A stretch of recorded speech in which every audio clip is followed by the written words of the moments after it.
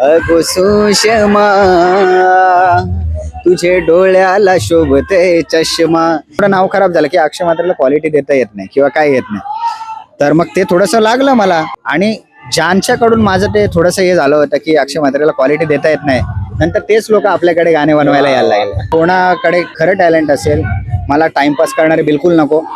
खरं टॅलेंट असेल ना, त्यांनी नक्कीच आम्हाला तुमची प्रोफाईल आणि तुमचे ऑडिशन्स पाठवा, जेणेकरून आमचे अपकमिंग जे प्रोजेक्ट्स आहेत त्यांच्यामध्ये तुम्हाला त्याच्यामध्ये काम करण्याची संधी मिळेल.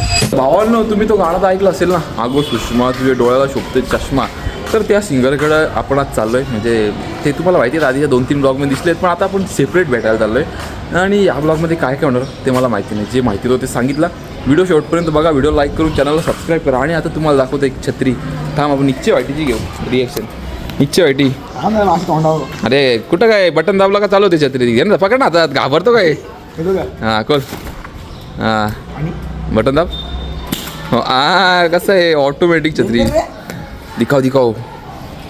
हे बघा, बटन दाबला का चालू, तेवढीच. बटन दाबला का बंद.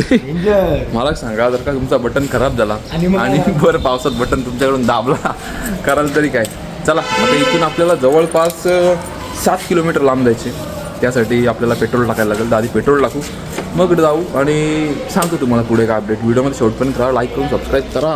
आत्ता आपण मस्तपैकी 100 रुपयाचा पेट्रोल टाकून निघलोय. आणि भावानं याचा काय करू सांगा मी, मला नाही पेट्रोलचा अंदाज येत नाही. काय तो डिस्प्ले बंद झाला माझ्या गाडीचा, करू तरी काय. चला बघू, काहीतरी करू. खरं चालू आहे ना गाडी? अरे हां, झाली. मी गुगल मॅपवरून एखादा नंबर घेतला डिस्प्लेवरचा, त्याला फोन केला. तो काय बोला माहिती आहे का, जर का रिपेअर झाला आपला गाडीचा मीटर तर 500-600 होईल, आणि नवीन टाकायचा झाला तर 1800 रुपये. तरी बी मी 8 गेला. चला, माझ्या झोमॅटोला असे वांदे दिले. जाऊ शकतो तसा, असं पण 200 पेट्रोल टाकून जाऊ शकतो मी, पण ते बोलतात नाही का स्वतःच्या अंगात आळस किंवा काय, तसं काहीतरी झालं आहे. चला, आणि पाऊस यायचे चान्सेस आहेत. बघू, आला तर आपला. घेतले छत्री, घेतले 500वाली. आता आपण आलो आहे आपल्या दिल्ली मुंबई एक्सप्रेसवेला, जिथे आपण व्हिडिओ बनवत असतो. आहे बघा, पण इकडे आता रस्ता बंद केला आहे ॲक्सिडेंट झाल्यामुळे, आणि इकडचा पण रस्ता पूर्ण बंद केला आहे. पण आपल्याला जायचे आता इकडे.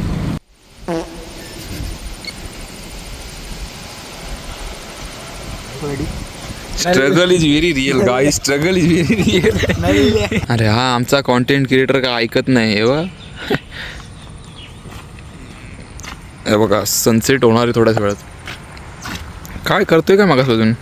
स्नॅप काढून काय पैसे भेटणार का? पैसे भेटणार नाही रे, फक्त बघतो कसा व्हिडिओ. आयफोन घेतलाय, फ्लेक्स करायला पाहिजे, फ्लेक्स. आता आपण पोहोचलेलो आहे फार्म हाऊसवर. पण इथे प्रॉब्लेम असा आहे की जोरात गाणी चालू आहेत, पण आपण माईक लावलं त्यामुळे आपल्याला गाण्यांचा काही इफेक्ट होणार तर नाही असं वाटतंय. आता आपण थोड्याच वेळात भेटणार आहोत अक्षयदादांना, आणि त्यांना लाईव्ह सांगणार आहोत की तुमचं एक गाणं झालं पाहिजे का नाही. मग भेटू, आले वाटतं ते. तर आता आपल्या सोबत आहे तुमच्या सगळ्यांचे लाडके अक्षयदादा. नमस्कार. सर्वात प्रथम आपल्याला एक गाणं झालं पाहिजे तुमचं फेमस वाला, ते सांगून आम्ही आलोय. आम्ही इंट्रोल तेच सांगितलंय, सगळ्यांना माहिती. बरं. अगो सुषमा तुझे डोळ्याला शोभते चष्मा. अगो सुषमा तुझे डोळ्याला शोभते चष्मा. दिसतय नटीवाणी सिनुमावाली मधुबाला माधुरी करिश्मा. दिसतय नटीवाणी सिनुमावाली मधुबाला माधुरी करिश्मा. अगो सुषमा तुझे डोळ्याला शोभते चष्मा. वा, म्हणजे समोर ऐकण्याची मजा आहे ना, ती वेगळीच आहे. ऑटोट्यून नाही, काय नाही, बरेच सिंगर वापरतात ऑटोट्यून, पण समोर जे ऐकायला ना, लाईव्ह आहे तुमच्या समोर डायरेक्ट. कसं वाटलं सॉन्ग कमेंट करून सांगा. थोड्या मी दाखवतो तुम्हाला फार्म हाऊस. पण या गाण्यामागची स्टोरी काय जरा सांगाल का लोकांना, प्रेक्षकांना, आम्हाला पण? बरेचसे गाणे त्याच्या अगोदर झाले आपले. सुषमा नावाची कोण आहे का? सुषमा नावाची नाही. ऍक्च्युली या गाण्याची स्टोरी अशी आहे का, हे गाणं तुषार पाटील म्हणून आहेत डोंबिवलीचे. त्यांची स्वतःची कंपनी आहे, RT म्युझिक कंपनी. तर त्यांच्या वाईफसाठी त्यांनी बनवलं होतं. त्यांचं नाव होतं रेश्मा. ओके. हा, तर ते आता या जगात नाही आहेत, पण त्यांच्यासाठी ते गाणं बनवलं होतं. आणि हे गाणं लिहिलंय आपल्या महाराष्ट्राचे लाडके गायक गीतकार दया नाईक दादा. आम्ही अगरी कोली सगळ्यान भारी न भित्त कोणचे बापाला. हे गाणं ज्यांनी गायलं आणि लिहिलंय ते म्हणजेच आपल्या सर्वांचे लाडके गायक व गीतकार दया नाईक दादा. त्यांनी हे गाणं मला कंपोज करायला सांगितलं होतं. स्वार्थ माणसात एखादी चांगली गोष्ट असेल तर ते आपल्याला जर हवी असेल तर आपण कसं एक स्वार्थापोटी आपण बोलतोय, तशी मला एक थोडासा स्वार्थ निर्माण झाला. अरे हे गाणं तर भारी आहे, हा. हे मला पाहिजे दादा बोललो. म्हणजे माझ्या चॅनलसाठी गाणार मीच होतो. तुषार दादा पाटील आहेत जे निर्माते आहेत आरटी म्युझिकचे, त्यांनी माझ्यासाठीच हे गाणं करायला सांगितलं होतं. माझ्या आवाजामध्ये पाहिजे होतं त्यांना. तर मी बोललो मला पाहिजे दादा, काही करा. दया दादांना सांगितलं काही करा दादा, हे गाणं मला पाहिजे, बाकी तुम्हाला मी दुसरं गाणं देतो. थोडंसं ते नाव चेंज करायला लागेल. मग माझ्या चॅनलला टाकण्यासाठी जे रेश्मा नाव होतं त्याचं मी सुषमा नाव केलं. तर अशी स्टोरी ती नाही सगळ्यांना माहिती नव्हती, मला पण माहिती नव्हती स्टोरी या गाण्याची, म्हणून बोललो विचारावं. आज भेटलेत निवांत, रोज ते आपल्याला थिएटरमध्ये भेटायचे, तुम्हाला माहितीच असतील, पण आज निवांत भेटलेत. आज आपण 1-2 तास तरी गप्पा मारू शकतो. काय निवांत जाम निवांत आहे मी. तुम्ही बघताय आल्यापासून दादा कधीपासून आलेत आणि माझं चालू आहे फार्म हाऊसचे कस्टमर बघा, सर्व काय काय. हे आपलं छोटस फार्म हाऊस आहे. छोटस आहे फार्म हाऊस? नाही आहे, म्हणजे ठीकठाक आहे. आणि कोणाला यायचं असेल तर नक्कीच दादाच्या कमेंटमध्ये किंवा इथे खाली डिस्क्रिप्शनमध्ये आम्ही त्याचा ऍड्रेस लोकेशन टाकून देऊ. ऍड्रेस पण भेटेल आणि गुगल मॅपची लिंक पण भेटेल. यायचं असेल बिंदास. आता मी थोड्या तुम्हाला फार्म हाऊस दाखवतो, पण अजून थोड्याशा गप्पा मारू. एखाद्या गाण्याला आपण चाल लावतो, म्हणजे आम्ही नाही लावत, तुम्ही लावता, तर ते कशी काय सुचते चाल किंवा काय त्याच्या मागची स्टोरी? हा तुम्ही जे बोलले की आम्ही नाही लावत तुम्ही लावता चाल, कधी कधी तुमची जी चाल असते ना एक कॉमन मॅनची, मी तुमचं नाही बोलत आहे, तुम्ही तर स्पेशल माणूस आहात, पण एखादा कॉमन माणूस असतो ना, तो कधी कधी असं गाणं बोलून जातो, अशी चाल लावून जातो का यार अरे खतरनाक चाल आहे. मग ती चाल काही संगीतकार उचलतात आणि तीच ऍज इट इज तशी ठेवतात आणि ते स्वतः फेमस होतात. सो असं कधी म्हणू नका की आम्ही लावलेली चाल आणि ते नाही, तुम्ही लावलेली चाल पण कधी कधी भारी फेमस होऊन जाते. नाही, पण आमच्या डोक्यात येऊ शकत नाही. आता तुमच्या समोर 4 ओळी दिल्यात आणि सांगितलं चाल लावा, काय लावायचं? वाचल्याशिवाय काय होणार आहे का आपलं? ते देवाची कृपा आहे. चाल आठवणं, आता मी वयाच्या 10व्या वर्षापासून मी गातोय. ओमकार स्वरूपा या गाण्याने माझी सुरुवात झाली होती लाईफ मधली स्टेज परफॉर्मन्सची, आणि त्या गाण्याला मला जवळजवळ फर्स्ट प्राइज मिळाला होता. हा, आणि तेव्हापासून जे होप्स जे अंगामध्ये आले, ते काय बोलतो ना, वारा आला की आपल्याला हेच करायचंय, गाणंच करायचंय आणि गाणंच गायचंय. ती देवाची कृपा आणि आज तुमच्या समोर मी आहे. मी इमॅजिन नव्हता केला, ऍक्च्युली अनएक्सपेक्टेड होता आपले गाणं एवढं गाजेल. आणि जवळजवळ 4000 रील्स बनवल्या होत्या, सॉरी 40,000. त्याच्यानंतर मग माझं चॅनल, पण तेव्हा रीलचा जमाना नव्हता एवढा, तरी पण 40,000 रील बनल्या होत्या रील बनल्या होत्या. आणि संपूर्ण महाराष्ट्रातून नाही तर महाराष्ट्राच्या बाहेरून पण आपल्याला प्रेम मिळालं होतं त्या गाण्यासाठी. त्याचं नाव आहे अगो सुषमा. हो, तो तुम्ही आता ऐकला ना सुरुवातीला, आणि ज्या गाण्याचं नाव घेऊन मी या ब्लॉगची सुरुवात केली होती. पण दादाचा आवाज पण भारी आहे. तुम्ही ऐकला असेल ब्लॉग मध्ये, त्याला माझा त्यांनी बोलताना ऐकलंय. असं नाही, तुम्ही जे गाणं गाताय पण त्या गाण्याला त्यांनी जसं गायलंय, तुमच्या समोर जसं त्यांनी ते व्यक्त झाले, मी सांगेल त्याच्यामधला थोडा देखील सूर इकडे तिकडे झाला नसेल. मी सांगतो त्यांनी जे गायलंय ते मस्त गायलेलं आहे. पण मी गायलंच नाही. गायलं तुम्ही? नाही गायलं मी बघा. याच्यावरती डिबेट होऊ शकते. मस्त ब्लॉग असतात. मी पण माझी जेव्हापासून भेट झाली तेव्हापासून मी त्यांचे सगळे ब्लॉग, 1 महिना पण नसेल झाला. नाही झाला एक 10-15 दिवस झाले असतील जास्तीत जास्त मोजून. तुम्ही असं कधी झाले का गाणं व्हायरल चाललंय तुम्हाला माहिती, तर असं रात्री जागून व्ह्यू बघणं, रिफ्रेश करणं, सबस्क्राईबर वाढले का? आता देखील करतो मी ते. मीच नाही, जेवढे काही क्रिएटर्स आहेत ना ते तेच करत असतील. अरे आपलं हे चाललंय रॉकेट सारखं पळतंय, बघू पुढच्या मिनिटाला. एवढा पण पेशन्स राहत नाही का आपण दुसऱ्या दिवसाची वाट बघू. 1 मिनिटानंतर आपण स्क्रोल करतो, वाढले का? अरे बाबा नाही वाढले, ठीक आहे वाढतील. असं आता ते सवय झाली, असा विषय. आम्हाला नाही झाली, आम्ही अजून रिफ्रेश करत असतो. रिफ्रेश मी देखील करतोय, पण ती सवय झाली आहे का बाबा चला थोडासा टाइम आपला एक्सटेंड. कामात पण तुम्ही बिझी असता. आता फार्म हाऊसची काम झाली, बाकी पिक्चरची कामं झाली, तर मोठ्या पडद्यावर डायरेक्ट युट्यूब वरून डायरेक्ट थिएटर मध्ये एंट्री झाली. नाही, हे देखील माझ्या रसिक मायबाप प्रेक्षकांची आशीर्वाद आहेत की आज त्यांनी पसंत केलं त्या भूमिकेमध्ये. पण मी नशीबवान मानतो, मी भगवंताची कृपा मानतो, समर्थ कृपा आहे माझ्या मागे की त्यांच्यामुळेच आज मला गायकी क्षेत्रामधून मोठ्या पडद्यावरती अभिनय करण्याची संधी मिळाली. मी धन्यवाद बोलतोय माझ्या वडिलांचे, संतोष जगन्नाथ म्हात्रे सरांचे, जे या चित्रपटाचे निर्माते आहेत, त्यांनी निर्मिती केली. धन्यवाद मानतो मी राजू राणे सर, दत्ता गायकर सर, रुपेश दादा, अरुण दादा, नंदू दादा आणि पूर्ण टीमचे, ज्याने विश्वास ठेवला. पैसा तर लावतोय आपण, पण त्याचबरोबर ते प्रोडक्ट बनण्यासाठी जो भक्कमपणा उभा पाहिजे आपल्या पाठीशी, तो त्यांचा चांगला आपल्याला मिळाला, असा विषय आहे. आणि कधी असं झालंय का, आता समजा तुमचं 13 मिलियन व्ह्यू झाले गाण्याला, आता आपण फेमस झालो, आता काय टेन्शन नाही, असं जे तुम्ही मला एकदा सांगितलं सीन पहिला फेज असतो कोणाचा पण कलाकाराचा. नॉर्मल सगळ्या माणसांचा पेज येतो का आपण फेमस झालं, आपल्याला वाटणार आहे का माझ्यासारखा कोणाच नाही असं तसं तसं काय झालं होतं का? मला तसं नाही वाटलं. मला एक गोष्ट झाली होती, 2015 पासून मी चित्रपट सृष्टीमध्ये काम करतोय. म्हणजे मी अभिनय पहिल्यापासून करतो, लहानपणापासून करतो. मला अॅन्युअल फंक्शनला, स्कूल बिलला मस्त म्हणजे ते तुमच्या गाण्यांमध्ये दिसतं तुम्ही डान्स येस. तर त्याच्यामध्ये मी ऍक्च्युली कोरिओग्राफिंग पण करत होतो ओके शाळेमध्ये. माझे शिवभक्त विद्या मंदिर या शाळेने मला खूप काही दिलंय. माझे म्हात्रे सर असतील, ज्ञानेश्वर म्हात्रे सर, जे आता शिक्षण आमदार आहेत, आणि माझे मिंगळ सर, माझे सगळे मस्कर सर, सगळे गायकवाड सर झाले, सुरेशे सर झाले, हरड सर झाले, गौरे मॅडम झाल्या, त्याच्यानंतर मस्कर मॅडम झाल्या, सगळ्या म्हात्रे मॅडम, या सगळ्यांचे आशीर्वाद आहेत. नितीन सर झाले, सगळ्यांचे. म्हणजे चुकून माकून माझ्या काही शिक्षकांची नावं राहिली असतील तर मी दिलगिरी व्यक्त करतो, पण या सगळ्यांचे संस्कार माझ्यावरती झाले शाळेच्या जीवनामध्ये. आणि अॅन्युअल फंक्शन म्हणजे आपली गॅदरिंग, आम्ही बोलतो गॅदरिंगला जे डान्स करायचो, जे नाटक करायचो ना, म्हात्रे सर स्पेशल शाळेला जायचं नाटक करायचे, आणि त्या शाळेला जायच्या नाटकामध्ये आम्ही कधी विद्यार्थी बनायचो, कधी शिक्षक बनायचो, आणि बरेचसे डायलॉग बिलॉग फेमस. तेव्हाची मजा वेगळी होती, तेव्हा मजा होती, जाम मजा होती, जाम मजा होती. करायचा. असंच करता करता करता स्टेज परफॉर्मन्स मध्ये स्टेज कॉन्फिडन्स येत गेला. आणि आम्हाला पण आला तर थोडासा, आम्ही पहिले लाजायचो कॅमेरा बोलायला, आता मी जर का पहिलेच भेटलो असतो ना तर असं बोललो पण नसतं एवढं. अहो आता मी तरी कुठे बोलत होतो. कसा असतो, आता बोलायला कोणतरी लागतं समोर, आणि तुम्ही आहात म्हणून माझ्या तोंडातून एवढे शब्द निघतात. सो ते हळूहळू येतं, अनुभवातून शिकायला मिळतं ते, आणि हे अनुभवातूनच शिकतोय आणि शिकत राहणार आयुष्यामध्ये. कोणताही माणूस शिकलेला, मी शिकलो हे नाही बोलत, प्रत्येक जण शिकत असतं. बरोबर. पण आपला प्रश्न बाजूला राहिला, हा, फेमस झाल्यावर तुम्हाला काय वाटलं होतं? त्याचा किस्सा तर 2016 मध्ये मी जसं बोललो, 15ला माझा चित्रपट आला होता आर्थ म्हणून, तर 16 मध्ये रिलीज झाला. आणि ते रिलीज होत असताना माझं एक गाणं गाजलं खूप, आई माऊलीचं, एकविरा आईचं, हा मानपान साडी चोलीचा माझ्या एकविरा आईला. आता त्याची गंमत सांगेल, आता जिथे लोकांना करोडो व्ह्यूज होतात, मिलियन्स व्ह्यूज होतात, मी आश्चर्यचकित झालो होतो एकदम. म्हणजे मी शॉक झालो होतो. 2016ला आपल्या त्या मानपान साडी चोलीच्या गाण्याला करोड व्ह्यूज गेले होते.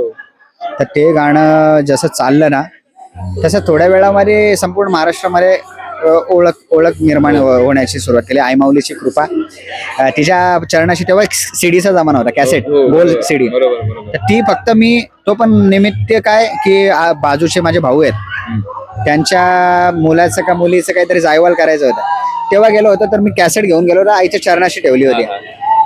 तर ते जेवढं गाणं चाललंय त्याच्यापासून जी सुरुवात झाली ती सुरुवातच झाली. पुढच्याच वर्षी मग मला ऑफर्स यायला लागल्या गाण्यांच्या, आम्हाला असं पाहिजे, तुमच्या आवाजात पाहिजे बोलला. तर मला थोडंसं ते वाटायला लागलं, अरे मी कोणतरी आहे.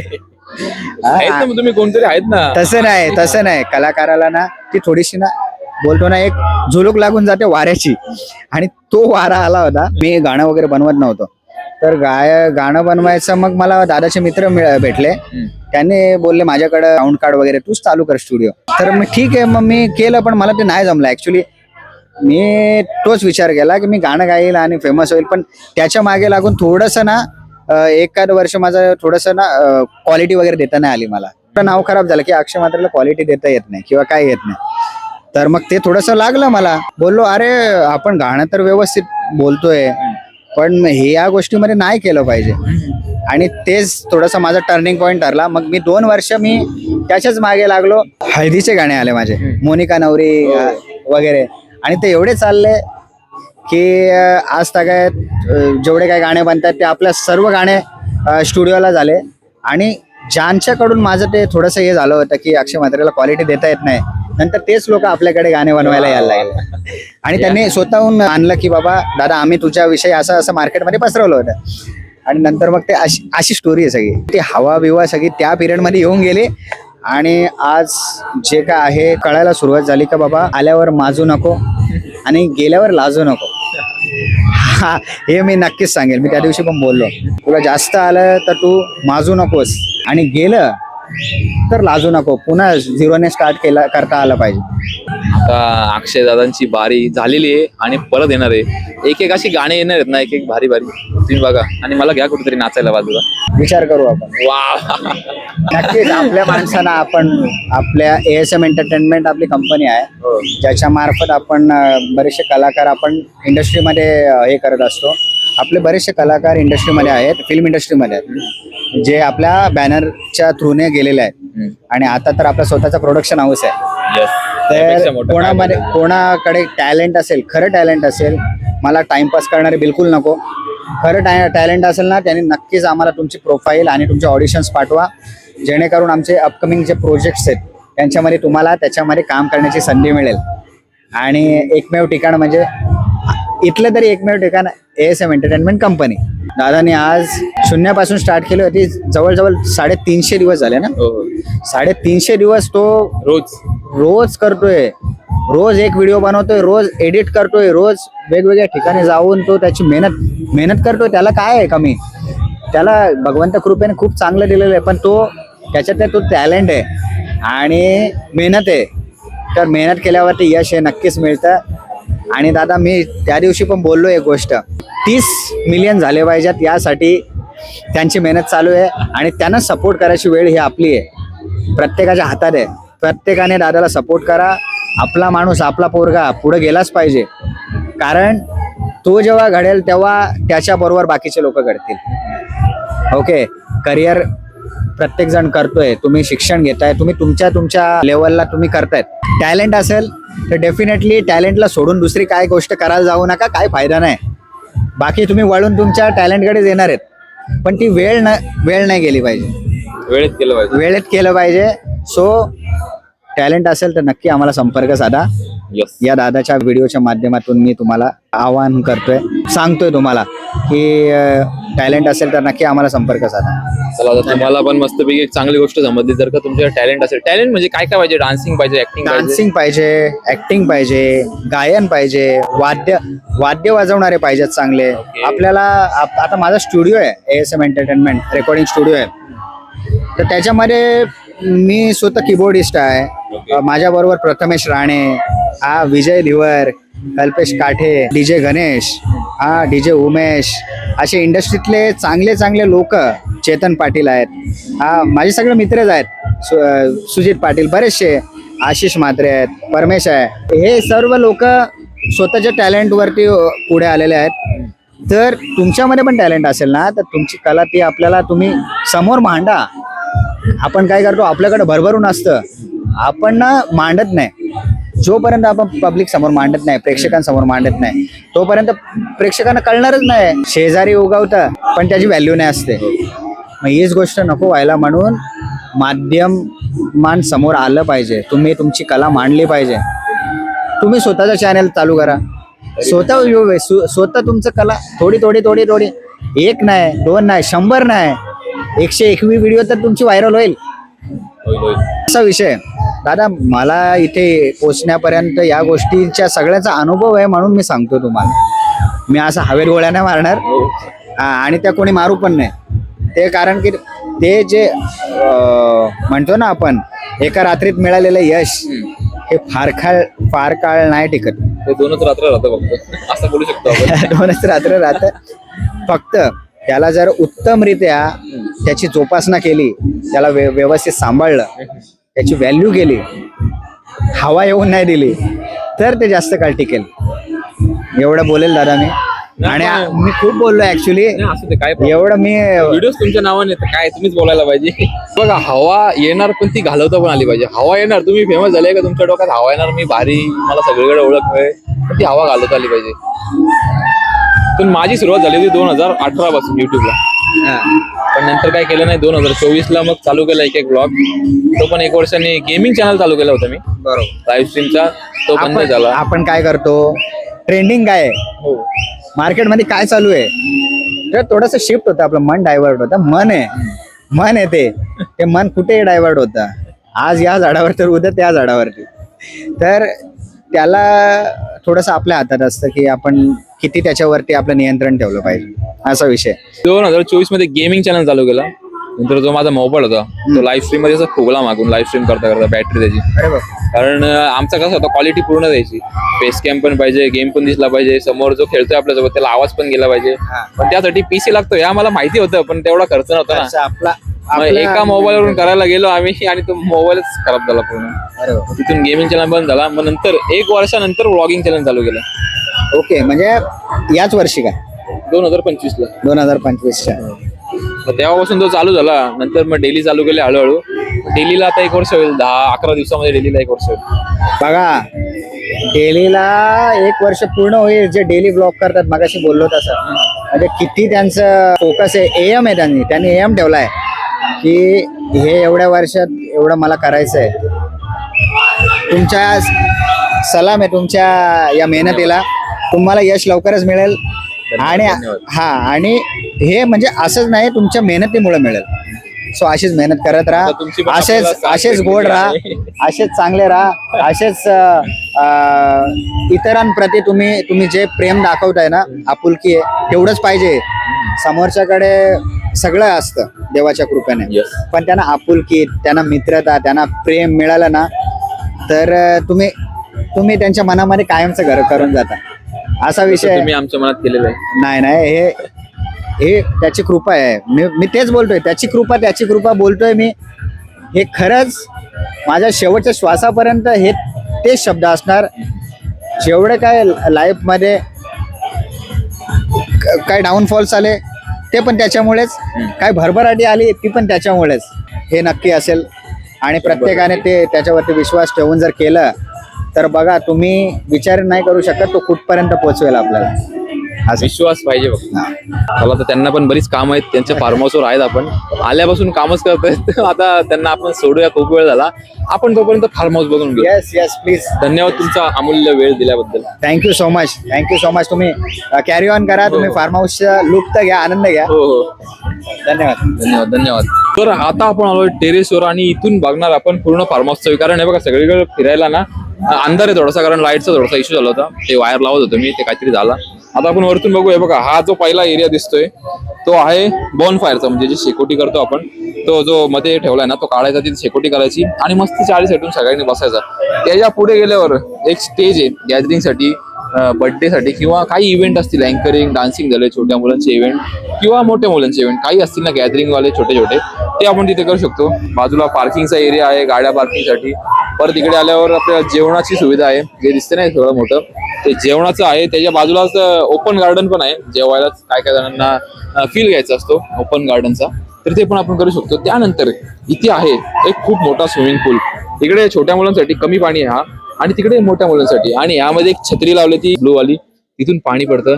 आणि त्याच्या पुढे गेल्यावर आहे रेन डान्स, जो की आपण सिनेमॅटिक शॉट काढून ठेवू आणि बोलता बोलता दाखवू सगळे. आणि इथे राहायची पण सुविधा आहे, मोठे मोठे रूम्स पण आहेत. त्याबद्दल मी अक्षय दादांना विचारतो आणि डिस्क्रिप्शन मध्ये टाकतो. त्या रूमचं नाव मला माहिती नाही, त्यांनी सांगितले, पण मला त्याचं काही नॉलेज नाही, त्यामुळं माझ्या लक्षात नाही राहिलं, तर त्याबद्दल सॉरी. म्हणजे एका रूम मध्ये सांगितलं त्यांनी की 15 जण राहू शकतात. असे 2 रूम आहेत 15-15 जणांचे. आणि फॅमिलीवाले पण वेगवेगळे 4-4 जणांचे, तर ते पण आहेत. परत इकडे टेरेस पण आहे, तुम्हाला जर का ओपन पार्टी करायची असेल त्याबद्दल पण. सुरुवात केलेली आपण ब्लॉग पासून, पण तो पॉडकास्ट प्रकारात शूट होईल असं वाटलं नव्हतं. आणि अक्षय दादा जे बोलले, मी रोज व्हिडिओ शूट करतो, एडिट करतो, त्यामध्ये मेहनत आहे, तर त्यामध्ये आपल्या निश्चय वाईटीचा पण थोडासा हातभार आहे, कारण तो पण मला व्हिडिओ एडिट करून देत असतो रोजची. एडिटर मध्ये तो फिक्स झालेला आहे माझ्या टीम मध्ये. तर व्हिडिओ आवडले असेल तर व्हिडिओला लाईक करून चॅनलला सबस्क्राईब करा. मी एक डेली ब्लॉगर आहे, रोज संध्याकाळी 6 वाजता व्हिडिओ अपलोड करत असतो. आधी हिंदीमध्ये सुरुवात केली होती, पण आता आपोआप ते मराठीमध्ये झालंय. ते कसं असतं, देवाने आपल्यासाठी जो रस्ता बनवलाय तिकडे आपण जाणार. भले तुम्ही हिंदी सुरुवात करा आणि इंग्लिश यायचं मराठीमध्ये ते. चला, व्हिडिओ आवडला असेल तर व्हिडिओ लाईक करून चॅनलला सबस्क्राईब करा. आपण भेटू उद्याच्या व्हिडिओमध्ये, म्हणजेच उद्या संध्याकाळी 6 वाजता. बाय बाय, काळजी घ्या, धन्यवाद.